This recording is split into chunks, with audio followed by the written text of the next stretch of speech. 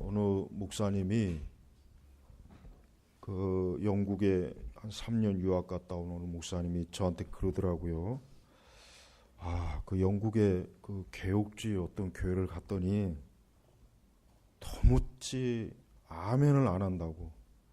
기도가 끝나도 아멘도 안 하고 그래가지고 자기는 굉장히 막 낯설다고. 너무 안 해서 그냥 아주 좀 이상하다고 하더라고요.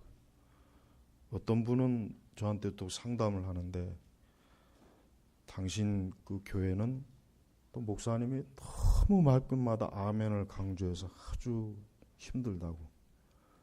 내가 볼 때는 양쪽 다 잘못된 거예요. 성도들이 아멘을 안 하는 건 그 문제가 많은 거예요.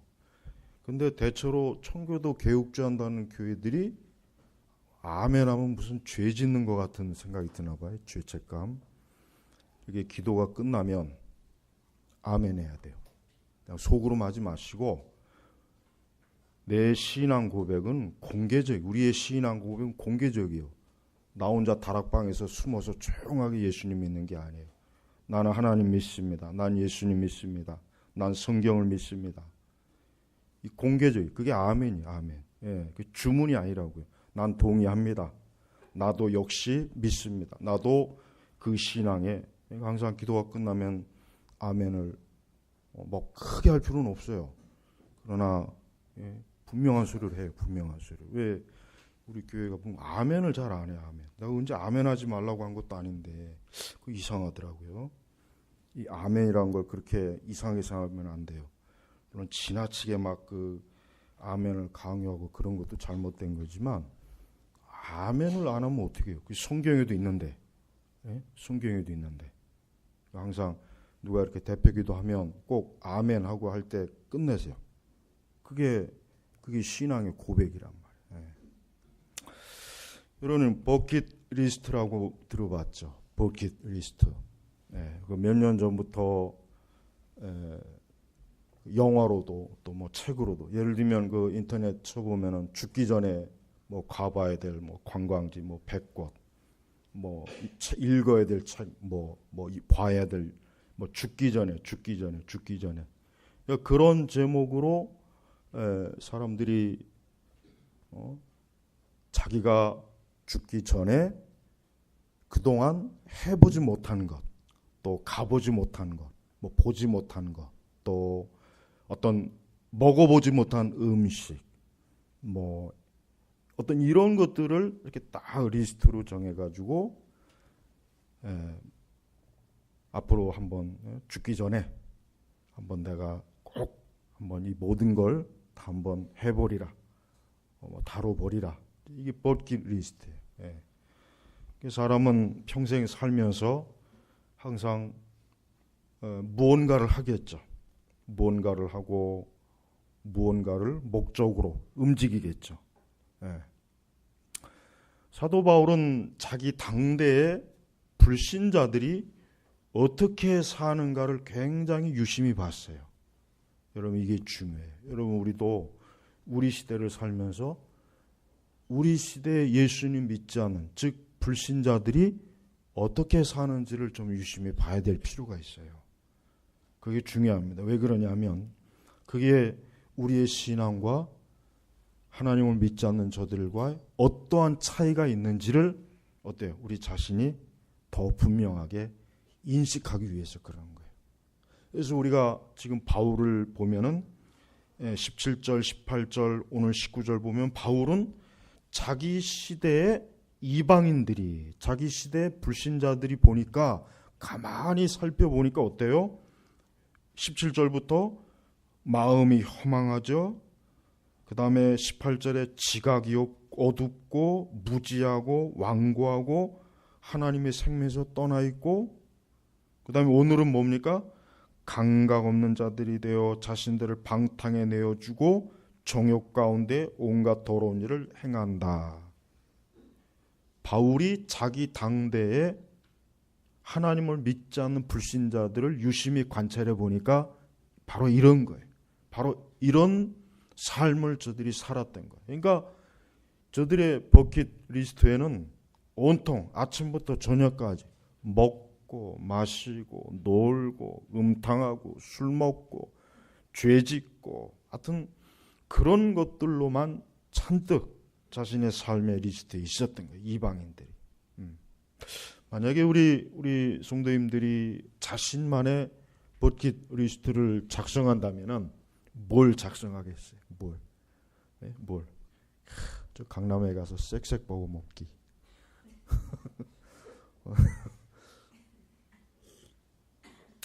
제가 볼 때는 성경을 읽도. 왜냐하면 대부분의 제가 우리나라는 통계 잘 없지만 미국의 통계를 보면은 성경을 일독을 하지 않는 성도들이 꽤 많습니다. 상당히 많아요. 저는 그게 굉장히 놀라워요. 야, 어떻게 그리스도인이 돼가지고 일생을 살면서 성경을 한 번도 전체 읽어보지 않을까.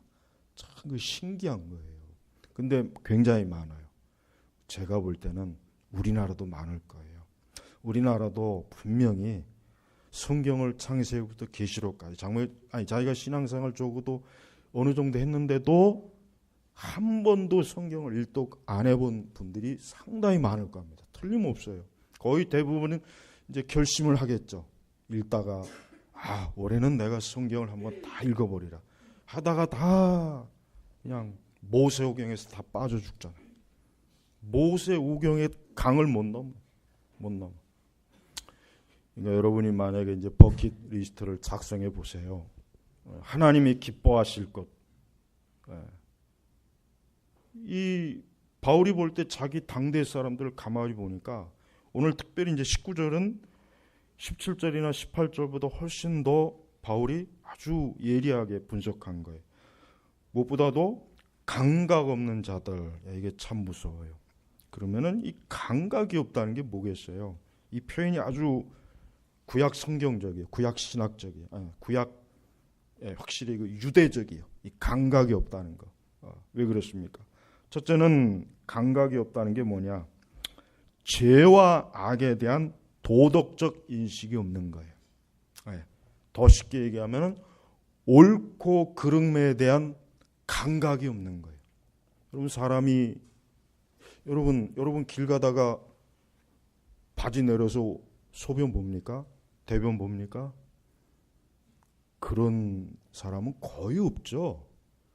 그러나 개들은 가다가 전봇대나 큰 나무 보면은 볼일 보더라고요. 또 그거보다 더한 것도 하더라고요.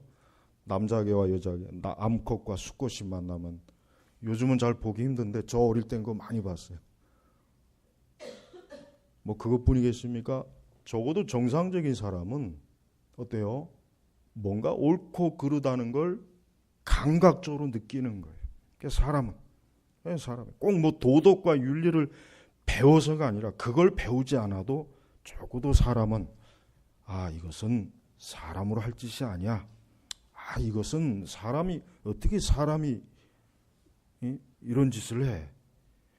근데 보니까 그런 감각이 없는 거예요. 그런 감각이 없던 거예요. 그래서 여기서 감각이 없다는 제일 첫 번째는 옳고 그름, 즉 죄와 악에 대한 도덕적 인식이 없었던 거예요. 그래서 분명히 그 시대 사람들도 살인을 저지르고 도적질도 하고 사기도 치고 동성애도 하고 온갖 추악한 음행도 하면서도 뭐 어때 이렇게 살았던 거예요. 그러니까 바울이 볼 때 저 감각이 없구나. 그러니까 첫 번째는 뭐예요? 도덕적 인식이 없는 거예요. 두 번째는 뭐냐면 영적인 진리와 영적인 문제에 대해서 감각이 없는 거예요. 저는 이게 더 중요하다고 생각해요. 영적인 것. 우리 이제 신앙생활하는 사람들은 영적인 것을 얘기하잖아요. 그리고 영적인 것을 이해를 하잖아요. 우린 이해를 한단 말이에요.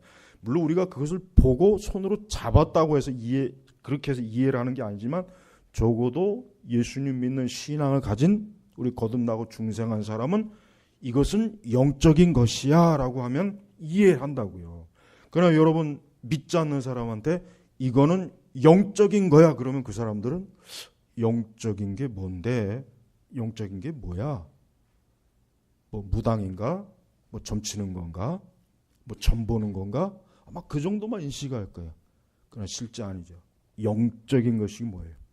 인간은 보이는 물리적 세계만 있는 게 아니라 보이지 않는 영적 세계가 있는 거예요. 성경은 이걸 너무나 분명하게 보여줘요. 네, 아주 뚜렷하게 보여줘요. 그러니까 사람은 이 보이는 세계가 전부가 아니라 영적인 세계가 있기 때문에 그 세계에서 벌어지는 것들이 이 물리적 세계에 영향을 준다는 거예요. 그러니까 우리가 기도를 하는 것이고 예배를 드리는 것이고 말씀을 읽는 것이고 하나님을 찾는 거고 그렇지 않아요? 근데 이 감각이 없다는 건 뭐예요? 영적인 감각이 없는 거예요. 영적인 거. 그러니까 그들도 역시 뭐예요? 그 시대 사람 오늘날 똑같은 거예요. 오직 물질적인 거. 오직 물질적인 거. 오직 자기의 육신에 해당되는 거는 아주 예민한데 하나님의 심판, 하나님의 살아계심, 내세, 천국, 지옥, 천사 이런 일들에 대해서 어때요? 전혀 모르는 거예요. 모르는 그런 얘기를 해줘도 전혀 못 알아듣는 거예요. 이게 굉장히 심각한 거죠. 세 번째 뭡니까? 부끄러움과 수치를 모르는 것입니다. 부끄러움과 수치를 모르는 것. 여러분 보세요. 방송이나 영화나 드라마 속이나 문학 속에서 나오는 것들. 지난번에 우리 하루키에 대해서 잠깐 얘기했지만 굉장히 부끄럽고 수치스러운 주제를 가지고 그걸 어떻게 문학이라고 하는 걸 포장해서 사람들한테 그런 걸 합리화할까? 과거에는 이혼한 사람들은 자기가 이혼했다는 걸 잘 얘기를 안 해요. 왜 그래? 부끄럽고 어쨌든 부끄럽다. 그러나 지금은 이혼하는 걸 전혀 꺼리끼다고 여기질 않아요. 더 심각한 것은 우리가 지금 동성애. 여러분 동성애가 사실 얼마나 부끄러운 겁니까? 그거 부끄러운 거 아닙니까? 굉장히 부끄러운 거거든요. 근데 동성애 하는 사람들이 공개적으로 퍼레이드를 하고 축제를 하고 파티를 하고 우리 동성애 한다라고 자랑스럽게 이제는 아주 떳떳하게 공개적으로 부끄러움과 수치를 모르는 거예요. 감각이 없는 거예요. 이 감각이 없다는 게 이 죄인의 인격적 특성입니다. 여러분 감각이 없는 이 사람들 그래서 그들은 감각 없는 자들이 되었어요. 그러니까 감각이 없으니까 그 결과가 뭐냐면은 두 가지로 나타나요. 방탕에 자신을 내어줘요. 내어준다는 게 뭐예요? 그냥 자포자기하는 거예요. 그러니까 억지로 나는 이건 죄인데 이건 죄야, 이건 잘못된 거야 하면서 뭔가 일말의 양심을 가지고 이렇게 그래도 그런 게 있어서 그나마 좀 저항을 하고 그렇게 하다가 죄를 짓는 거하고 기꺼이 자기 자신을 죄에 넘기는 거하고는 이거 하늘과 땅 차이. 근데 보니까 방탕에 자신을 내어주는 거예요. 내어주는 거. 주석가들은 이걸 악의 포로가 되었다. 죄와 마귀의 노예가 되었다. 이렇게 주석을 하더라고요. 그러니까 방탕에 내어준다는 것은 죄와 마귀의 노예가 된 거예요. 이제 그저 되는 대로 살지. 사는 게 뭐 있어? 그저 매일매일 그저 즐길 수 있으면 즐기고 먹을 수 있으면 먹고 마실 수 있으면 마시고 놀고 싶으면 놀고 쾌락이 있으면 어쨌든 끝까지 쾌락을 누려보고 방탕에 자기를 내어주는 거예요. 아주 그냥 확 내맡기는 거예요. 될 대로 되라. 될 대로 되라. 죽든지 살든지 하여튼 사는 날까지 한번 실컷 내 원대로 한번 내 육신대로 한번 살아보겠다. 이게 바로 방탕의 내. 그 당시 방탕이 뭐냐? 술 취함, 음행, 이 성적 타락. 특히 두 가지가 지독. 술 취함, 음행, 성적 타락. 로마서 1장 후반부에 나오면 더 자세하게 나오죠. 거기 보면 얼마나 더러운 어때요? 정욕. 그래서 방탕에 내어줌으로 정욕 가운데 온갖 더러운 일을 행한다. 그러니까 감각이 없음으로 말미암아 사람이 어떻게 됩니까? 사람이 방탕과 정욕에 빠지는 거예요. 근데 대다수의 우리 그리스도인들이 오해하는 게 있어요. 이 방탕과 정욕이라니까 아주 굉장히 심각한 죄악만 저지른 사람만 얘기하는 것 같죠? 그렇지 않습니다. 하나님을 믿지 않는 모든 사람은 방탕하고 정욕적인 거예요. 그걸 알아야 돼요. 교도소에 가 있는 사람만 방탕하고 정욕적인 게 아니에요. 저 밤에 나이트클럽 가서 캬바레 가서 춤추고 밤새 술 먹는 사람만 방탕하고 정욕적인 게 아니에요. 하나님을 경외하지 않는 사람은 다 방탕하고 정욕적인 거예요. 설령 그가 곧 표면적으로 도덕적으로 깨끗하고 참 흠이 없다고 해도 하나님을 믿지 않아, 하나님을 부정하고 하나님이 없다 하는 사람, 영적으로 무감각한 사람은 다 어떤 형편에 놓여 있느냐? 방탕하고 정욕적인 거야. 왜? 그들은 오직 자기 눈에 보이는 자기 육신을 위해서만 살기 때문에 그러는 거예요. 그래서 성경은 인간이 영적으로 깨어서 살아서, 우리 지난주에 했지만은 하나님의 생명이 있는 사람 빼고는 전부가 다 뭐예요? 감각이 없는 거예요. 방탕한 거예요. 정욕적으로 사는 거예요. 그러니까 바울이 가만히 보니까 하나님의 생명이 없는 사람들이 하는 모든 게 다 뭡니까? 결국은 다 악의 포로가 되는 것이고 적극적으로 의와 선은 억제하는 거예요. 억제하는 거예요. 의와 선. 적어도 인간이 기본적으로 어쨌든 뭔가 그래도 이건 아닌데 그래도 이렇게 사는 게 좋은 건데라는 그거를 억누르고 반대로 자기 속에는 악을 아주 그냥 화산이 분출하는 것처럼 그 악에 대해서 아주 적극적으로 분출하는 거예요. 계속해서 분출하는 거예요. 여러분, 이게 바로 인간의 실상이에요. 이게 바로 사람의 모습이에요. 이게 바로 뭡니까? 구원받지 못한 사람들의 자연적 상태, 근본적인 모습이에요.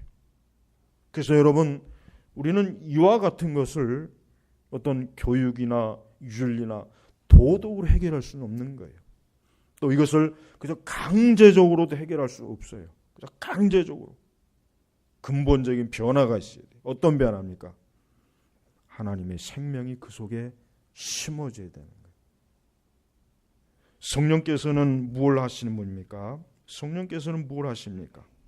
성령께서는 인간이 자기의 이와 같이 무감각하고 어리석고 방탕하고 정욕적인 것을 깨닫게 하시는 게 성령께서 하시는 첫 번째 일이에요. 그래서 사람이 성령께서 역사하시는 그 순간부터 자기 자신의 이와 같은, 지금 바울이 봤던 이러한 모습을 자기 자신이 정직하게 보는 거예요. 정직하게 보는 거예요. 네. 그러나 그 전까지는 뭐 어때요? 참된 자기의 모습을 못 봅니다. 그러나 제3자는 볼 수가 있어요. 바깥 사람은 볼 수가 있어요. 그러나 성령께서 어떤 한 사람의 내면에 들어오기는 시작하면서부터 그는 자기 자신을 아는 거예요. 어떻게 압니까? 내가 악한 죄인이구나. 죄를 짓고 있구나. 나는 정욕적으로 지금 빠져나가고 있구나. 나는 지금 방탕한 곳으로 자꾸 흘러가고 있구나. 자기가 자기 자신을 인식해서 돌이키는 길로, 어때요? 방향을 돌이키는 길로 이끌어 주시는 분이 누구입니까? 바로 성령님이시죠. 성령. 그래서 우리는 이 에베소서 이제 뒷부분에도 계속 나오지만은 성령에 충만하라. 그래, 성령에 충만하라. 네. 그래서 바울은 뭐요? 자기 당대의 옛 사람들의 모습을 보니까 이들은 참으로 어때요? 의를 모르고 거룩도 모르고 선한 것도 모르고 온통 어때요? 어둠에 쌓여서 그냥 짐승같이 자기 자신이 어디로 가는지도 모르고 그냥 무작정 가는 거예요. 무작정 가는 거예요. 그러나 그 끝이 어디입니까? 그 끝이 멸망이에요. 멸망. 그래서 17절 첫 번째 우리가 그러므로 내가 주님 안에서 이것을 말하며 당부한다 그랬죠. 당부한다. 그러니까 바울이 뭐예요? 에베소 성도들에게 진심으로 그들이 그들에게 부탁을 하는 거예요. 영적인 부탁, 권면을 하는 거예요. 그래서 너희들은 내가 보니까 야, 이방인들이 내가 보니까 저들은 참 허망하다. 그리고 지각도 없고 방탕하고 정욕적이고 무감각하고 보니까 하나님의 생명이 없다. 그러니 내가 너희들에게 부탁한다. 너희는 그렇게 살지 말아라. 너희들은 그렇게 행하지 말아라. 그래서 17절에도 그렇게 행하지 마라 했고 19절에는 더러운 일을 행한다 그랬어요. 그러니까 행하기는 행하는데 어때요? 어떠한 행함이냐, 이게 중요한 거예요. 여러분, 우리 그리스도인들이 중요한 게 있어요. 우리는 믿음 생활을 해요. 믿음 생활. 그러나 그 믿음 생활에는 반드시 뭐예요? 어떠한 행함이 반드시 나타나게 돼 있어요. 그래서 야고보서의 주제가 바로 그거 아니에요. 너의 믿음이 너의 어떠한 행동을 나타낸다, 결정한다. 야고보서는 그걸 얘기하는 거예요. 그러니까 야고보서가 무슨 행위구원을 얘기하는 게 아니에요. 너의 믿음이 진짜면 진짜에 맞는 행함이 나올 것이고 너의 믿음이 가짜면 가짜 행함이 나올 것이다. 야고보는 그걸 얘기하는 거니까 사실은 야고보도 엄밀히 얘기하면은 참된 믿음에 대해서 야고보도 얘기하는 것이지 행함을 얘기하는 건 아니거든요. 그런데 많은 사람들이 오해하죠. 마치 야고보는 무슨 행함을 가르치는 무슨 아니요. 야고보도 사실은 뭐예요? 참된 믿음이 뭐냐라는 주제를 가지고 야고보가 야고보 방식대로 바울과는 다르게 야고보 방식대로 쓴 거예요. 성령께서 쓰게 하신 거예요. 그러니까 야고보서를 잘 읽어보면 금방 알 수 있어요. 여러분, 우리는 무엇을 행하느냐가 참 중요해요. 그래서 아까 버킷리스트, 죽기 전에 사람들이 자기가 해보고 싶은 것, 가보고 싶은 것, 뭐 먹어보고 싶은 음식, 보고 싶은 영화, 보고 싶은 책, 뭔가 행하고 싶다는 거 아니에요. 죽기 전에. 우리 성도들은 영적으로 내가 무엇을 행하느냐를 항상 진지하게 생각해야 돼요. 그래서 바울이 그러는 거예요. 너희들은 절대로 너희들은 저렇게 옛사람, 저렇게 본성이 감각이 없이 하나님의 생명이 없는 저 사람들처럼 행하지 말아라. 지금 그걸 당부하는 거 아니에요. 오늘 우리가 사는 시대도 우리 그리스도인들이 참 어떻게 행하느냐가 참 중요해요. 우리 시대 역시 이 바울 시대 사람들 못지않게 어때요? 얼마나 참 죄와 악에 대해서 감각이 없고 영적인 진리에 대해서도 감각이 없고 부끄러움과 수치도 모르는 그런 사람들이 얼마나 지금 우리 많습니까? 얼마나 이 세상에 가득하잖아요. 그들이 날마다 행하는 것을 보면 알아요. 바로 그 가운데 우리는 어때요? 20절에 보니까 그러나 너희는 그리스도를 이와 같이 배우지 않았다. 그러니까 이제 바울은 그리스도인으로서 너희는 그리스도를 알지 않느냐? 너희는 그리스도를 믿지 아니하느냐? 바로 그러면 뭐예요? 너희가 그리스도인답게 행하라. 그걸 지금 얘기하려는 거예요, 사실은. 성도 여러분, 우리는 그리스도인입니다. 우리가 항상 거듭난 성도가 항상 중요하게 여기는 표지가 뭐예요? 명찰이 뭐예요? 나는 그리스도인입니다. 나는 그리스도인입니다. 초대교회 때도 성도들이 바로 이것 때문에 고통을 받고 순교를 하고 죽임을 당하고 쫓겨나기도 하고 엄청난 해도 받고. 그러니까 나는 그리스도인입니다. 그러니까 나는 그리스도인으로서 살아야 합니다. 나는 그리스도인으로서 행해야 합니다. 이게 굉장히 중요한 겁니다. 여러분이 어디에 있든지 어떤 상황에 처해 있든지 우리 그리스도인은 하나님 앞에서 생명 있는 자로서 우리가 행해야 돼요. 그렇게 살아야 돼요. 우리가 좀 무지하고 방탕하고 감각이 없고 정욕에 빠진 사람들처럼 그렇게 우리가 행한다면 우리는 지금 그리스도를 잘못 알고 잘못 배운 거예요. 내가 그리스도를 잘못 배운 거예요. 뭔가 그릇된 거예요. 내가 그리스도에 대해서 제대로 알지 못하는 거예요. 제대로 믿지 못하는 거예요. 우리는 그리스도인이라고 하는 게 그냥 부르기 좋고 그저 입에 익숙해서 그리스도인 되면 안 돼요. 우리 자신이 어떠한 사람으로, 역으로 얘기하면 19절의 말씀을 역으로 얘기하면 우리는 감각이 있는 자들이에요. 역으로 얘기하면 우리는 감각이 있는 자들이고 우리는 방탕에 우리 자신을 내어주지 않는 자이고 또 뭡니까? 정욕 가운데 온갖 더러운 일을 하지 않는 자예요. 19절의 말씀 한번 역으로 생각해 보세요. 그리스도인은 어떤 사람인가? 그리스도인은 하나님의 생명이 있기 때문에 감각이 있어요. 뭐든지 우리는 영적으로 생각합니다. 뭐든지 영적으로 생각하는 거예요. 눈에 보이는 이 현상만 갖고 우리가 살면 안 돼요. 그건 불신자들, 그건 이방인들이 하는 거예요. 우리 성도들은 영적인 거.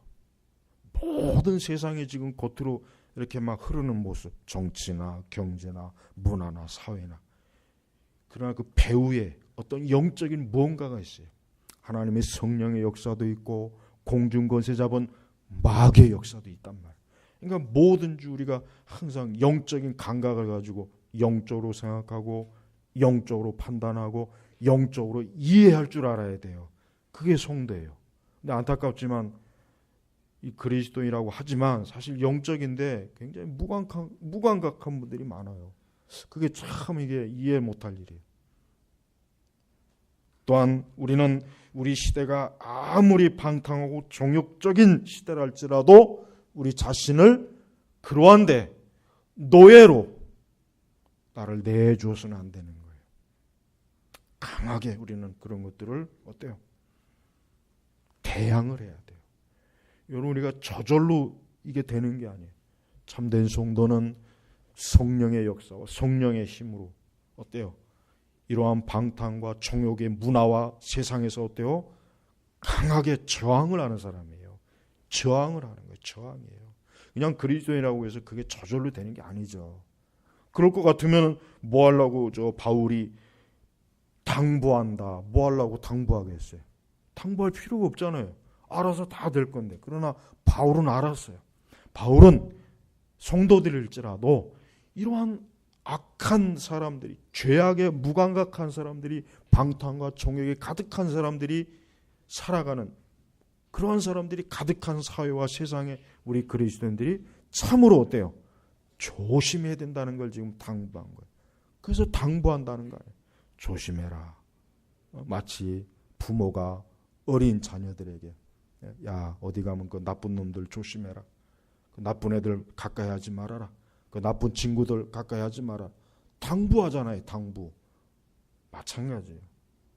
하나님께서도 우리를 이 땅에 하나님의 자녀로 우리를 양육하셔요.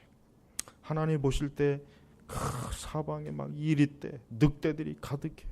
예수님께서 제자들을 파송하면서 저 이리떼 가운데로 지금 너희들을 보내고 있다. 예수님도 얼마나 그 제자들이 그 이리떼 가운데로 가서 복음을 전해야 되는 게 예수님도 얼마나 조바심이 난 거예요. 당부를 한 거예요. 당부. 그렇습니다, 여러분. 우리 성도는 항상 성령께서 당부하시는 것을 잘 인식을 해야 돼요. 언제나 성령께서, 언제나 우리 예수님께서 우리를 향해서 너는 그리스도인이다. 너는 하나님의 자녀이다. 너는 살아있는 사람이다. 너는 하나님의 생명이 있는 사람이다. 그러니까 절대로 이 죄악된 세상에 거기에 놀아나지 말아라. 거기 함께하지 말아라. 그들과 한편이 되지 말아라. 오히려 그들을 강하게 저항하고 그러한 것들을 멀리하고 그러한 것들을 단호하게 거부해야 된다. 여러분, 이러한 당부가 매일매일 우리에게 있어요. 매일 성령께서는 우리에게 이와 같은 말씀을 우리에게 주셔요. 그걸 우리가 못 알아들어서 그렇지. 그걸 영적으로 우리가 너무 영적으로 무감각해져. 영적으로 감각이 온전하다면 매일매일 성령께서 우리를 향하시는 하나님의 이 말씀을 분명히 귀담아 들을 거예요. 분명히 심령에서 깨달을 거란 말이에요. 그러니까 여러분, 우리 성도들이 이 땅에서 항상 그리스도로 인하여서 어때요? 거룩하고 온전하고 성결되게, 그 다음에 우리 자신은 어떠한 이유에서든지 하나님이 기뻐하지 않는 우리 세대의 이러한 죄악에 우리 자신이 물들지 않도록 하나님 앞에서 온전한 성도가 되어야 돼요. 그게 하나님을 경외하고 하나님을 사랑하는 하나님의 백성들의 뭐예요? 참된 모습이에요. 여러분, 이건 쉽지 않아요. 이게 바로 참된 순교적 삶이에요. 이게 참된 순교적 삶이에요. 이게 어려운 거예요. 이게 쉽지가 않습니다. 사실은 많은 신자들이 이러한 일에 무너져요. 넘어지고 무너지고 그냥 약하고. 그러니 우리 세대 참 이 그리스도인들의 이 빛과 이 소금이 얼마나 참 보잘것이 없습니까? 얼마나 보잘것이 없어요. 오늘 우리는 하나님의 말씀처럼 우리 자신은 새 사람입니다. 우리는 새 사람이에요. 항상 명심해야 돼요. 나는 새 사람이다. 나의 옛사람은 그리스도의 십자가에 못 박혀 죽었다. 나의 옛사람이 이젠 죽었다. 나의 옛 누구는 이제 그 사람은 죽은 사람이야. 난 이제 새로워진 사람이야. 난 그리스도 안에서 새로워졌어. 나는 성령님 안에서 새로워진 사람이야. 그러니 나는 새로운 삶을 살아야 돼. 그래서 바울은 이 에베소서 4장 17절 이후부터 계속해서 새 사람이 어떻게 살아야 되는지에 대한 영적인 원리를 계속해서 가르쳐주고 있는 거예요. 오늘 이제 17절, 18절, 19절의 말씀을 오늘로 결론을 맺어요. 그렇습니다. 내가 주님 안에서 이것을 말하며 당부한다. 너희는 이방인들이 그 마음에 허망한 가운데 행하는 것처럼 더 이상 그렇게 행하지 마라. 그 허망한 게 뭐예요? 지각이 없는 거예요. 무지한 거예요. 완고해요. 하나님의 생명이 없어요. 감각이 없어요. 결론은 방탕과 정욕 가운데 온갖 더러운 일을 행하면서도 부끄러운 줄 모르는 거예요. 너희들은 이렇게 하지 말고 너희가 그리스도를 온전히 배워야 된다. 바로 그것입니다. 우리 성도 여러분, 시대가 어두워요. 시국이 안 좋아요. 막 어디를 봐도 그냥 혼란, 무지함, 막 사람들이 막 뭔가 자기 정신이 없이 그냥 뭔가 몰려다니는 것 같아요. 그렇게 안 보여요? 뭔가 몰려다니고 뭔가 우르르 이쪽으로 몰리고 저리로 몰리고. 그럴수록 우리는 누구를 바라봐야 되고 누구를 온전히 모셔야 됩니까? 예수님 바라보고 예수님을 모셔야 돼요. 왜 그렇습니까? 그분이 이 세상의 주권자예요. 세상에 지 아무리 뭐가 돼도 그 모든 걸 잡고 계신 분은 예수 그리스도이시죠.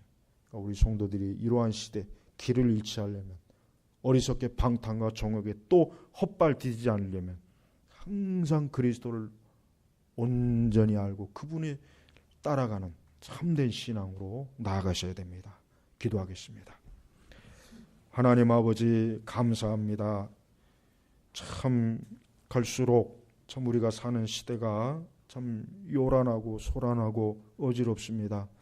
그러나 염려하지 말고 두려워하지 말고 오직 만왕의 왕 되신 살아계신 우리 주 예수님을 바라보는 저희 제나바 개옥교회 모든 우리 성도들이 되게 하여 주옵소서. 그리한다면은 아무것도 두려워할 것도 없고 혼란할 것도 없고 하나님께서 세상의 모든 것들을 온전하게 인도하실 줄 믿습니다. 또한 우리 자신이 항상 그리스도 안에 있으므로 언제나 하나님의 거룩한 자녀로 복된 길로 갈 수 있도록 이끌어 주옵소서. 예수님의 이름으로 기도 올렸습니다. 아멘.